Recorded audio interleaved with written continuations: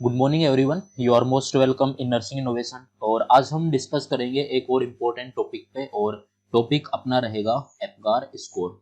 So basically जैसा अपन हर lecture में करते हैं, और आज भी अपन दो चीज़ों के ऊपर डिस्कस करेंगे। फर्स्ट जो इसकी थ्योरी है, यानी कि एपगार स्कोर का मतलब क्या होता है, क्यों ये परफॉर्म किया जाता है, और कौन कौन से इसके अंदर कंपोनेंट्स आते हैं, उन सभी के बारे में टोटल डिस्कस करेंगे। और उसके बाद अपन मूव करेंगे इससे रिलेटेड एमसीक्यूज के बारे में, यानी कि किस टाइप के जो क्वेश्चंस हैं वो आपसे पूछे जाते हैं बेसिकली एग्जाम के अंदर। तो उन सभी के बारे में डिस्कस करेंगे और किस तरीके से आपको उन सभी सवालों का जवाब देना है। Okay, so let's we start. तो सबसे पहले अपन देख लेते हैं कि बेसिकली एपगार स्कोर परफॉर्म क्यों किया जाता है। तो इसका जो परफॉर्म करने का रीजन है, इसका यही है to check the status of the newborn baby. जो न्यूबॉर्न बेबी होता है उसका जो स्टेटस चेक करते हैं जस्ट आफ्टर द बर्थ। जैसे ही अभी बर्थ हुआ है तो जो न्यूबॉर्न बेबी होता है उसका स्टेटस चेक करते हैं जस्ट आफ्टर बर्थ। यानी कि इसका मतलब ये हुआ कि जैसे ही बेबी डिलीवर हुआ है, जैसे बेबी की क्या हुआ है, डिलीवरी हो गई है, तो उसके बाद जो बेबी बाहर एक्सटर्नल एनवायरनमेंट में आया है तो वहाँ पे उसका स्टेटस चेक करते हैं, यानी कि किस तरीके से वो अच्छी तरीके से टॉलरेट कर पा रहा है, नहीं कर पा रहा है, अच्छी तरीके से सांसें चल रही हैं, या उसकी हार्ट बीट है वो अच्छी तरीके से चल रही है, नहीं चल रही है, उन सभी चीज़ों को चेक करते हैं।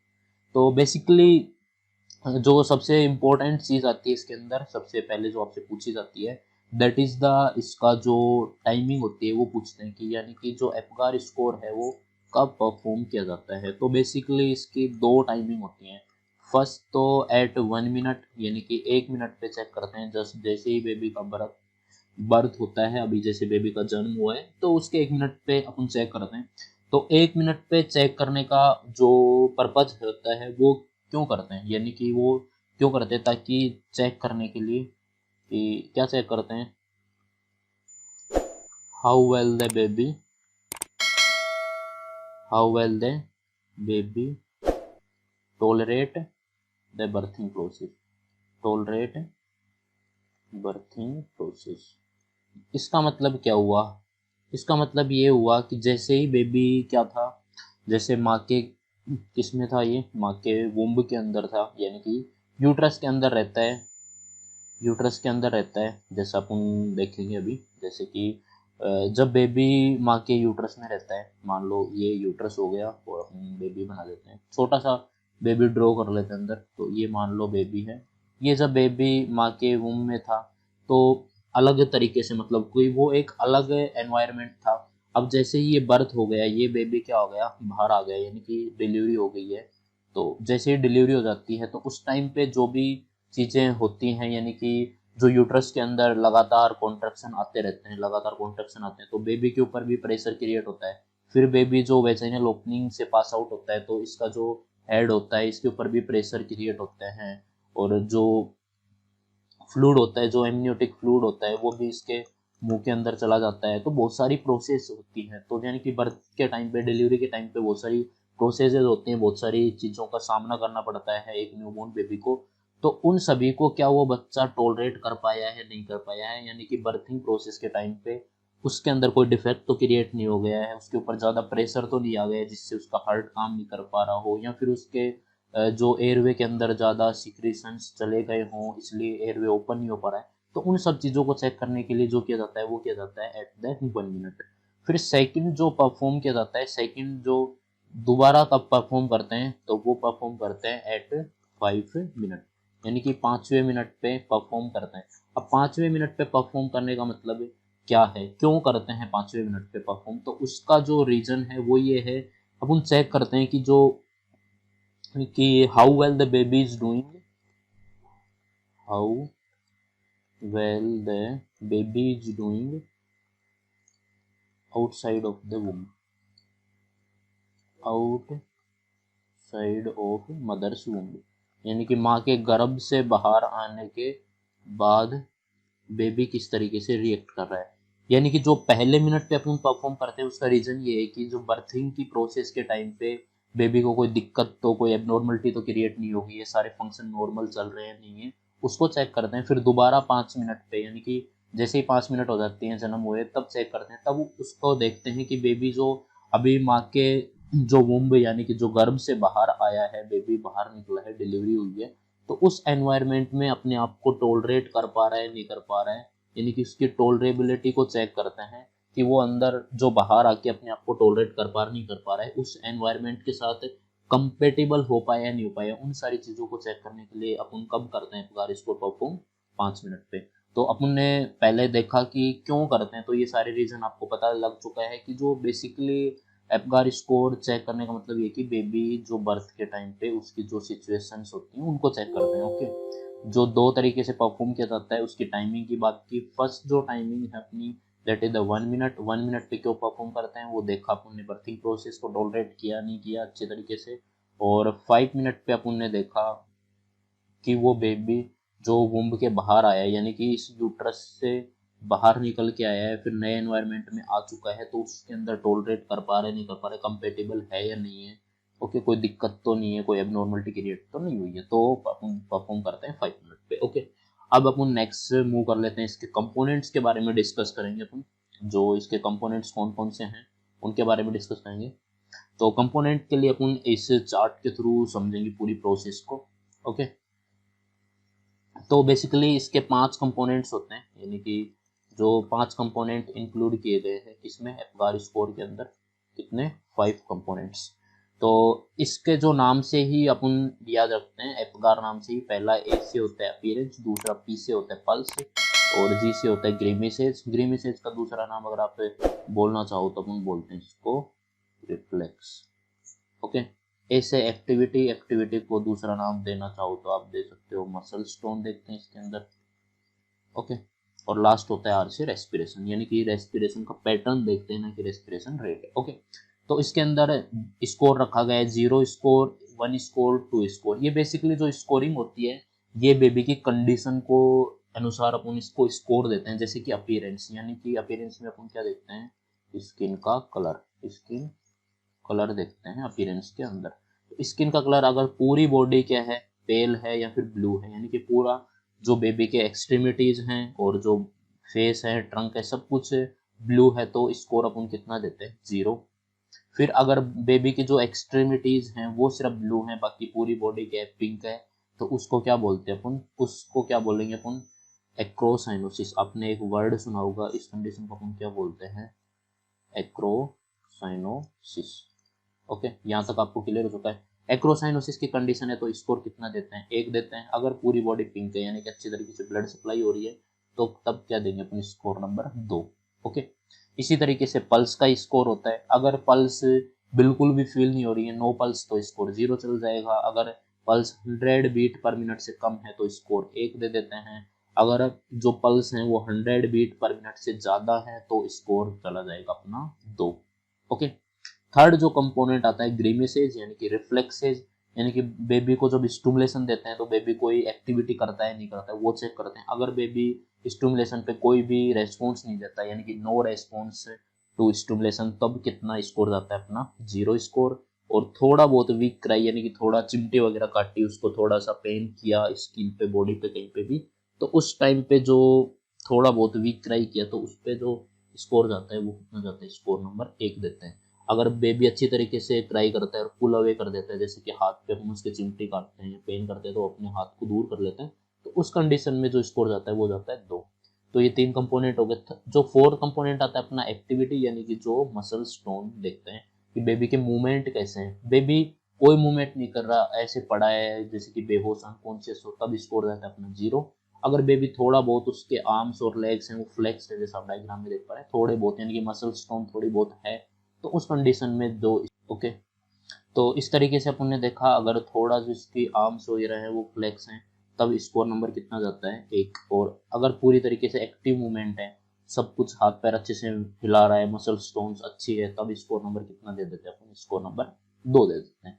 और जो लास्ट अपना आता है रेस्पिरेशन, तो रेस्पिरेशन में आपको हमेशा याद रखना है, रेस्पिरेशन रेट नहीं देखते हैं हमेशा, रेस्पिरेशन का क्या देखते हैं अपन, पैटर्न देखते हैं। क्या देखते हैं, पैटर्न देखते हैं। अगर बेबी नो ब्रीथिंग, यानी कि बिल्कुल भी सांस नहीं ले रहा है, तो स्कोर कितना जाता है, 0। अगर स्लो और इरेगुलर ब्रीथिंग है तब तो स्कोर जाता है 1। और स्ट्रॉन्ग क्राई, अच्छी तरीके से रो रहा है, अच्छी तरीके से उसकी सांस चल रही है, तो उस टाइम पे स्कोर जाता है अपना 2। ओके, तो इस तरीके से थे ये पांचों कंपोनेंट। और आपसे यहाँ पे जो इम्पोर्टेंट जो क्वेश्चंस जनरेट होते हैं, सबसे पहले इसका आता है स्कोर से जो क्वेश्चन पूछे जाते हैं। सबसे पहले आपसे पूछा जाएगा कि मिनिमम स्कोर कितना होता है इसका। तो एपगार स्कोर का जो मिनिमम स्कोर कितना होता है, तो मिनिमम अपना क्या देख रहे हैं अपन, स्कोर क्या है 0, यानी कि मिनिमम स्कोर कितना होगा इसका 0। और मैक्सिमम कितना हो सकता है, मैक्सिमम यानी कि ज़्यादा से ज़्यादा टोटल जोड़ेंगे तो कितना हो सकता है, 5 कंपोनेंट हैं और हाईएस्ट 2 होता है।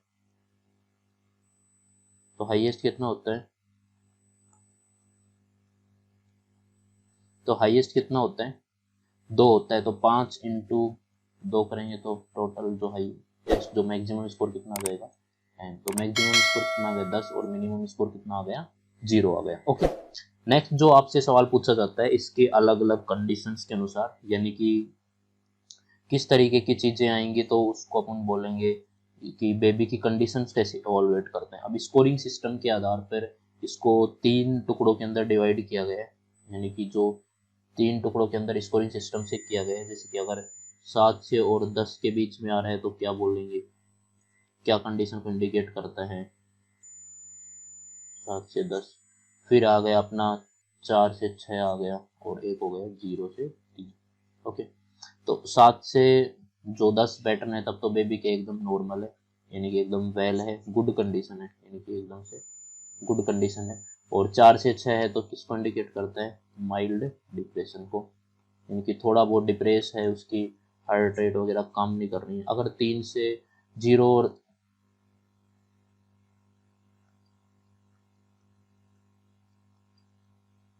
0 से 3 है, यानी कि 4 से नीचे है, तब इसको इंडिकेट करता है ये सीवियर डिप्रेशन को, सीवियर डिप्रेशन को इंडिकेट करता है। तो स्कोरिंग सिस्टम आपको समझ में आ चुकी है। जो मिनिमम स्कोर अपन ने कहाँ से देखा, क्योंकि स्कोर नंबर अपन 0 दे रहे थे तो मिनिमम स्कोर 0 हो गया। मैक्सिमम स्कोर 5 कंपोनेंट है और हाईएस्ट स्कोर है वो इसका क्या है 2 है। तो 5 इंटू 2 किया तो मैक्सिमम स्कोर कितना आ गया 10 आ गया। अब इसको अलग अलग कैटेगरी के अंदर 3 कैटेगरी में इसको डिवाइड किया गया है। अगर स्कोर 7 से 10 है तो कंडीशन क्या नॉर्मल है, बेबी एकदम अच्छा है, कोई भी एक्शन लेने की जरूरत नहीं है, आगे के जो एक्शन परफॉर्म करने हैं लाइक कोड कटिंग वगैरह करना है वगैरह जो भी है। फिर अगर 4 से 6 स्कोर आता है तो ये किसको इंडिकेट करता है माइल्ड डिप्रेशन को, यानी कि अभी बच्चे को थोड़ा नॉर्मल केयर और ऑक्सीजन देने की जरूरत है। और 0 से 3 यानी कि 4 से नीचे आ जाता है तो किसको इंडिकेट करता है सीवियर डिप्रेशन को, यानी कि बेबी को क्या करने की जरूरत है रिससिटेट करने की, यानी कि रिससिटेशन करने की जरूरत है, यानी कि इसको सीपीआर वगैरह देंगे, बाहर से ऑक्सीजन वगैरह एम्बू बैग वगैरह के हेल्प से अपन क्या देंगे उसको ऑक्सीजन देंगे, रिससिटेट करते हैं। ओके, तो ये था अपना पूरा कंप्लीट टॉपिक, ये अपन ने पूरी इसकी क्या पढ़ ली थ्योरी। अब अपन डिस्कस करेंगे इससे रिलेटेड एमसीक्यूज की कि बेसिकली किस टाइप के क्वेश्चंस आपको एग्जाम के अंदर पूछे जाएंगे।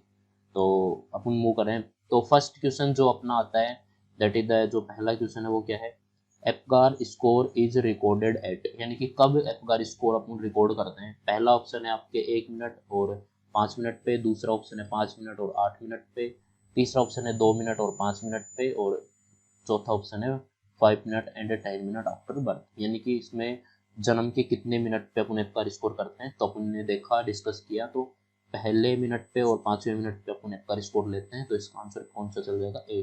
तो पहले मिनट पे क्यों लेते हैं कि बेबी जो बर्थिंग की प्रोसेस को टॉलरेट कर पाया नहीं कर पाया, और 5वें मिनट पे यानी कि जो एक्सटर्नल एनवायरनमेंट में वो अडेप्ट हो पा रहा है नहीं हो पा रहा है उसको जानने के लिए अपन यूज में लेते हैं। ओके, सो अपन देखने वाले अब नेक्स्ट जो अपना सेकंड नंबर का क्वेश्चन है, वो सेकंड क्वेश्चन किस टाइप का है वो है quantitative assessment of neonates condition at birth is done by, यानी कि अगर अपन जैसे ही बेबी का जन्म हुआ है उस टाइम पे अगर अपन बेबी की क्वांटिटेटिव असेसमेंट करना चाहते हैं एक नियोनेट का, तो कौन सा टेस्ट परफॉर्म करते हैं। तो फर्स्ट ऑप्शन आपके पास है रिकॉर्डिंग बीपी, यानी कि उसका बीपी लेंगे। सेकंड है एग्जामिनेशन ऑफ जेवीपी, यानी कि जुगुलार वेनस प्रेशर लेंगे। थर्ड है एपगार स्कोर और फोर्थ है रिकॉर्डिंग टेम्परेचर। तो अपन को पता है क्वांटिटेटिव असेसमेंट हमेशा होता है वो होता है एपगार स्कोर के थ्रू। अपन वो 5 कंपोनेंट देखेंगे और उन 5 कंपोनेंट के हिसाब से बेबी की कंडीशन को इवैल्यूएट करेंगे। ओके, नेक्स्ट चलते हैं अपन नेक्स्ट जो क्वेश्चन है वो किस टाइप के आ सकते हैं। तो थर्ड क्वेश्चन है आपके पास में, Apgar score is considered excellent if score is, यानी कि कौन सा स्कोर सिस्टम कितना होना चाहिए, कितनी स्कोरिंग होनी चाहिए, तब अपन बोलेंगे कि एकदम गुड एक्सीलेंट यानी कि अच्छा है एप्गार स्कोर है। कोई भी एक्शन लेने की जरूरत नहीं है। तो फर्स्ट ऑप्शन आपके पास 4 से 6, फिर 0 से 3, फिर 7 से 10 या फिर 3 से 7। जैसा अपन ने देखा 3 कैटेगरी में अपन ने डिवाइड किया था, 0 से 3 वाली में और 4 से 6 वाली में और 7 से 10 वाली में। अगर 0 से 3 है तो सीवियर डिप्रेशन है और 4 से 6 माइल्ड डिप्रेशन है और 7 से 10 है तो एकदम नॉर्मल कंडीशन की एक्सीलेंट। तो इसका आंसर क्या चल जाएगा, ऑप्शन नंबर सी, यानी कि 7 से 10 अगर स्कोर आता है तो वो क्या होता है, एक एक्सीलेंट एप्गार स्कोर माना जाता है। फोर्थ जो क्वेश्चन अपन देखने वाले हैं वो होता है the normal Apgar score of a newborn, यानी कि नॉर्मल एप्गार स्कोर कौन सा होता है, 4 से 6 होगा, दूसरा ऑप्शन है बिलो 3 होगा, या फिर 3 से 4 होगा, या फिर 7 और 7 से ऊपर होगा। तो जैसे अपन देख चुके हैं 7 से ऊपर अगर स्कोर आता है that is the good score, normal score माना जाता है। नेक्स्ट अपन चलते हैं नेक्स्ट क्वेश्चन पे। तो नेक्स्ट जो पांचवा क्वेश्चन है वो अपन देखने वाले हैं, severe asphyxia is indicated by an Apgar score of, यानी कि सीवियर कंडीशन, सीवियर एस्फाक्सिया का मतलब होता है कि जो ऑक्सीजन का कंजप्शन बिल्कुल जीरो हो चुका है, ऑक्सीजन का कंजप्शन नहीं हो पा रहा है, ऑक्सीजन की कमी आ चुकी है बॉडी में, उसको एस्फेक्सिया बोलते हैं। तो सीवियर कब माना जाएगा, तब इस एप्गार स्कोर कितना होना चाहिए तब सीवियर मानते हैं, 7 से 9 होना चाहिए, या फिर 0 से 3 होना चाहिए, या 5 से 7 होना चाहिए, या फिर 3 से 5। तो अपन जानते हैं कि सीवियर कंडीशन कौन सी होती है, अगर एप्गार स्कोर 0 से 3 होता है तो सीवियर कंडीशन मानी जाती है। ओके, नेक्स्ट अपन 6 क्वेश्चन पे मूव करते हैं, which is the one score of Apgar score of a newborn, यानी कि एक नंबर कब देंगे, कौन सी कंडीशन है जो एक स्कोर को इंडिकेट करती है। अपन ने 3 स्कोर पढ़े हैं, एक तो स्कोर 0, एक स्कोर 1, एक स्कोर 2। तो इनमें से कौन सी कंडीशन ऐसी है जो स्कोर 0 जो स्कोर 1 के अंदर इंक्लूड की हुई है। तो हार्ट रेट 130 यानी कि 100 से ऊपर है तो इसका स्कोर कितना आता है, हमेशा 2 आता है। फ्लेक्स्ड बॉडी पार्ट है तो फ्लेक्स बॉडी पार्ट का कितना आता है, कितना आएगा, स्कोर नंबर 1। ब्लू फिट आते हैं यानी कि पूरे फिट वगैरह ब्लू हो रखे, तो इस कंडीशन में इसको कौन सा माना जाएगा, क्या माना जाएगा, इसको माना जाएगा, सॉरी जो फ्लेक्स बॉडी पार्ट होता है इसका हमेशा कितना माना जाता है, 2। फ्लेक्स बॉडी पार्ट किसको इंडिकेट करते हैं, इनकी गुड मसल्स टोन को, गुड मसल्स टोन को इंडिकेट करता है, यानी कि अच्छी तरीके से उसके बॉडी पार्ट अच्छे से फ्लेक्स हो रहे हैं तो उसको किसको इंडिकेट करता है, गुड मसल्स टोन को। तो इसका स्कोर कितना चल रहा है, 2। ब्लू फिट यानी कि एक्रोसाइनोसिस की कंडीशन अपन ने देखा था, 1 जाएगा, क्राई लाउड आ रहा है उसके लिए जाएगा 2। इनमें से जो 1 स्कोर जा रहा है वो किसका जा रहा है, ब्लू फिट का। तो अपना जो आंसर हो जाता है वो क्या हो जाता है, option number C, blue feet है तो वो किसको इंडिकेट करता है, स्कोर नंबर 1 को। ओके, आई थिंक आपको क्लियर हो चुका होगा ये क्वेश्चन। अब चलते हैं नेक्स्ट क्वेश्चन पे। तो नेक्स्ट क्वेश्चन है अपना 7th नंबर का जो क्वेश्चन है वो है, एप्गार स्कोर इंक्लूड्स असेसमेंट ऑफ, यानी कि एप्गार स्कोर में कौन से जो कंपोनेंट्स होते हैं वो इंक्लूडेड होते हैं। ओके, जैसे अपन ने 5 कंपोनेंट पढ़े थे। तो फर्स्ट ऑप्शन आपके पास रिफ्लेक्सेस, ग्रास्प और पल्स, सेकंड है reflex, slip and behaviour, third है स्लिप, एक्टिविटी और कलर, फिर आता है फोर्थ कलर, बिहेवियर, रेस्पिरेशन। जैसा अपन जानते हैं बिहेवियर तो कभी होता ही नहीं है, अपन जानते हैं स्लिप देखते नहीं, स्लिप देखते नहीं, तो ऑप्शन कौन सा आ गया अपना आंसर नंबर ए। इसका ऑप्शन क्या चला जाएगा, ऑप्शन नंबर ए इसका आंसर हो जाएगा। रिफ्लेक्स देखते हैं, ग्रास्प मतलब मसल स्टोन देखते हैं, पल्स मतलब हार्ट रेट देखते हैं। ओके, अब चलते हैं नेक्स्ट क्वेश्चन पे। तो नेक्स्ट क्वेश्चन है अपना जो 8 नंबर का क्वेश्चन है वो,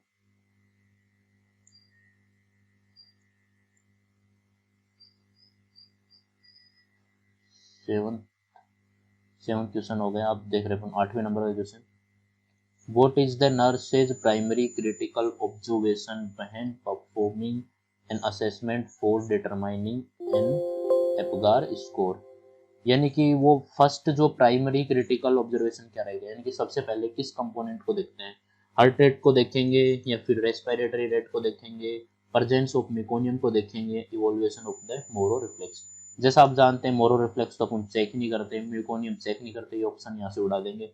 रेस्पिरेटरी रेट कभी नहीं देखते हैं, रेस्पिरेटरी क्या देखते हैं, हमेशा पैटर्न देखते हैं, क्या देखते हैं अपन, रेस्पिरेटरी का पैटर्न। तो जो सबसे फर्स्ट और क्रिटिकल होता है वो हार्ट रेट होता है। कभी भी आपसे पूछा जाए कि जो एपकार स्कोर में फर्स्ट अपन क्या चेक करते हैं, तो वो अपना होता है हार्ट रेट, यानी कि पल्स चेक करते हैं। ये क्या है, फर्स्ट चेक करते हैं, सबसे पहले पल्स को चेक करते हैं, क्योंकि हार्ट ही काम नहीं करेगा तो फिर बाकी बॉडी पार्ट तो काम कभी करेंगे ही नहीं। ओके, नेक्स्ट क्वेश्चन चलते हैं अपना, जो 9th नंबर का क्वेश्चन है वो है the single most important indicator of cardio respiratory function in neonate is, यानी कि वो कौन सी जो इंपॉर्टेंट इंडिकेटर है जो इंडिकेट करता है कि कार्डियो रेस्पिरेटरी फंक्शन को इंडिकेट करता है। फर्स्ट ऑप्शन आपके सामने दिए गए गुड मसल स्टोन, यानी कि अच्छी मसल स्टोन हो, ये कार्डियो रेस्पिरेटरी फंक्शन को इंडिकेट करता है। ये गुड स्किन कलर इंडिकेट करता है। थर्ड है गुड क्राई, फिर आता है गुड आई कॉन्टेक्ट। अपने को देखना है कार्डियो रेस्पिरेटरी दोनों, ना तो कार्डियो को देखना है ना फिर रेस्पिरेटरी को, यानी कि मिक्स में जो कार्डियो के फंक्शन को भी इंडिकेट करे और दूसरा रेस्पिरेटरी के फंक्शन को भी इंडिकेट करे। तो गुड मसल स्टोन कभी भी कार्डियो रेस्पिरेटरी में इंक्लूड नहीं की है। गुड आई कॉन्टेक्ट, ये भी मसल जो कार्डियो रेस्पिरेटरी में इंक्लूड नहीं की है, तो ऑप्शन 2 तक उन्हें एलिमिनेट कर दिए। फिर आता है गुड क्राई, तो गुड क्राई किसको इंडिकेट करता है, अपना रेस्पिरेशन को, जबकि कार्डियो को नहीं करते हैं, तो ये ऑप्शन भी क्या हो गया, गलत। अब बचा अपना एक स्किन कलर। स्किन कलर कैसे इंडिकेट करता है, तो अगर जैसे कि अपना कार्डियो है तो कार्डियो का काम क्या होता है, पंपिंग होता है, यानी कि ब्लड को पंप करेगा। और जो रेस्पिरेटरी होता है वो क्या होता है, अपना O2 इनहेलेशन। अगर बॉडी के अंदर अच्छे से ब्लड पंपिंग हो रही है तो बॉडी कैसी रहेगी, अच्छी रहेगी, पिंक रहेगी। और बॉडी के अंदर ऑक्सीजन अच्छी है तो फिर ऑक्सीजन से भी बॉडी क्या रहेगी, पिंक। वरना ऑक्सीजन नहीं है तब क्या हो जाएगी, बॉडी ब्लू हो जाती है, यानी कि साइनोसिस की कंडीशन हो जाती है। अगर साइनोसिस की कंडीशन आ गई तो मतलब कि रेस्पिरेटरी काम नहीं कर रहा है। अगर बॉडी पिंक नहीं है मतलब कि ब्लू हो गई है, ब्लड सप्लाई नहीं हो रही है, तब भी ये किसको इंडिकेट करता है, कार्डियो काम नहीं कर रहा है। तो गुड स्किन कलर हमेशा इंडिकेट करता है कि हार्ट भी अच्छे से काम कर रहा है और रेस्पिरेटरी भी अच्छे से काम कर रही है। ओके, नेक्स्ट जो क्वेश्चन आता है अपना 10 नंबर का question, that is the a newborn of 1 minute after vaginal delivery is pink with blue hands and feet, has lusty cry, having heart rate 140, prompt response to stimulation when crying, and maintain minimal flexion with sluggish movement. The nurse should know that this newborn's APGAR score is, यानी कि इसमें आपको 5 component देके दिखा दिए गए हैं और अपने को क्या निकालना है, इसका क्या निकालना है, एपगार स्कोर निकालना है कि इसका कितना स्कोर बनेगा। तो पहली चीज अपने को दी गई है pink with blue hands and feet, यानी कि जो बॉडी है वो क्या है, पिंक है, बॉडी क्या है, पिंक है, ब्लू हैंड फीट, यानी कि एक्रोसाइनोसिस है, एक्रोसाइनोसिस, यानी कि पहली कंडीशन अपने अपीयरेंस देख ली, तो अपीयरेंस का जो स्कोर जाएगा वो क्या जाएगा, एक्रोसाइनोसिस का 1 चल जाएगा। दूसरा कंपोनेंट क्या दे रखा है, has has lusty cry, lusty cry मतलब कि रेस्पिरेशन को इंडिकेट कर रहा है, लस्टी क्राई, तो रेस्पिरेशन लस्टी क्राई मतलब गुड है, तो गुड का कैसे जाएगा, स्कोर नंबर 2। तीसरा कंपोनेंट ढूंढते हैं अपन, prompt response to stimulation when crying, यानी कि reflex with crying and maintain, मतलब कि अच्छा रेस्पॉन्स है, यानी कि रिफ्लेक्स भी क्या है, गुड है, यानी कि जो रिफ्लेक्स है वो क्या है, गुड है, तो कितना स्कोर जाएगा, 2। ओके, फिर चौथा कंपोनेंट क्या दे रखा है, and with cry and maintain minimal flexion with sluggish movement, movement क्या है इसके, स्लेगिश है, मिनिमल फ्लेक्शन है, तो यानी कि जो अपना मसल स्टोन है वो क्या है, स्लेगिश है, तो स्कोर कितना चल जाता है, 1। और 5वां कंपोनेंट अपना क्या रह गया, हार्ट रेट, तो हार्ट रेट अपनी क्या दे रखी है यहाँ पे 140, यानी कि above the 100 beat per minute, कितनी दे रखी है 140, तो 100 बीट पर मिनट से ज़्यादा चल जाता है तो स्कोर कितना देते हैं, 2।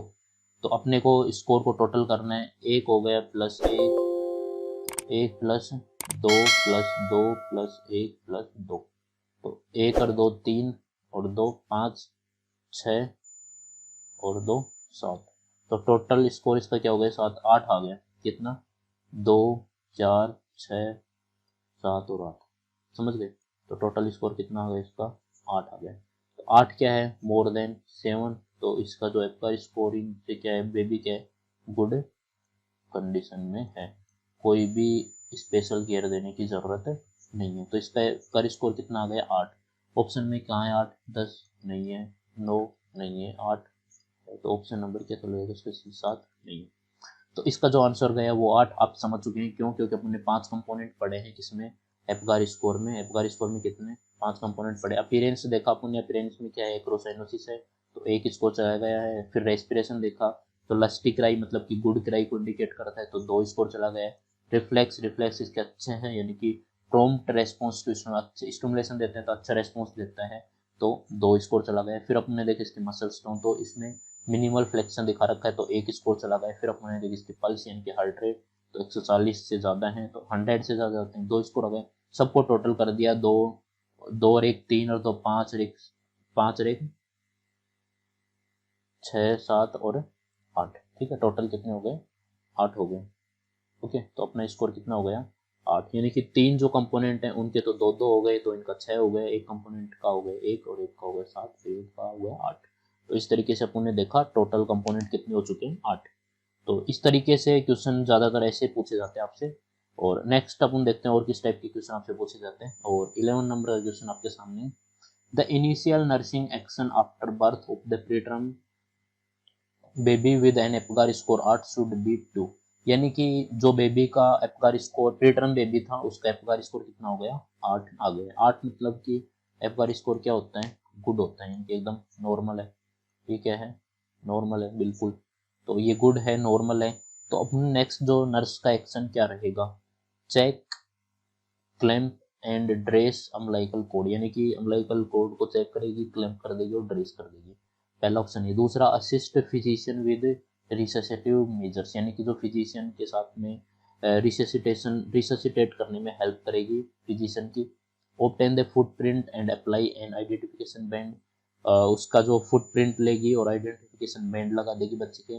Quickly dry the baby and place in the controlled warm environment, यानी कि उसको जल्दी से पहुंच देगी, ड्राई कर देगी ताकि जो हाइपोथर्मिया की कंडीशन डेवलप ना हो। तो सबसे पहला और जो इम्पोर्टेंट एक्शन होता है दैट इज द होता है check and clamp the umbilical cord, cut करना है। तो जैसे ही एपकार स्कोर चेक कर लिया बेबी अच्छा है तो उसके बाद में अपन क्लैंप करते हैं। और बाद में जो सेकंड जो एक्शन होता है वो होता है ये क्विकली ड्राई करते हैं। उसके बाद आगे की काम है फुटप्रिंट लेना, और फिजिशियन को असिस्ट करने की जरूरत नहीं है क्योंकि कंडीशन के एकदम नॉर्मल है, गुड है, अच्छी कंडीशन में बेबी, तो रिससिटेट करने की बिल्कुल भी जरूरत नहीं है। तो इसका जो आंसर जाने वाला है ऑप्शन ए, यानी कि अम्बिलिकल कोड को कटिंग करने का काम परफॉर्म करेगी नर्स। ओके, नेक्स्ट और लास्ट जो क्वेश्चन है वो इसी टाइप का देखने वाले हैं 12वें नंबर का, कि स्कोरिंग सिस्टम से a newborn's respiration rate is irregular, heart rate less than 100, extremity are blue, flaccid muscles and reflexes are absent, his total Apgar score is कितना रहेगा।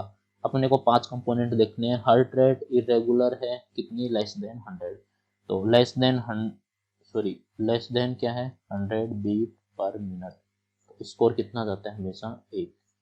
ओके, तो एक कंपोनेंट तो अपने देख लिया। दूसरा कंपोनेंट अपन देखने वाले हैं, extremity are blue, blue extremities है यानी कि एक्रोसाइनोसिस है। तो एक्रोसाइनोसिस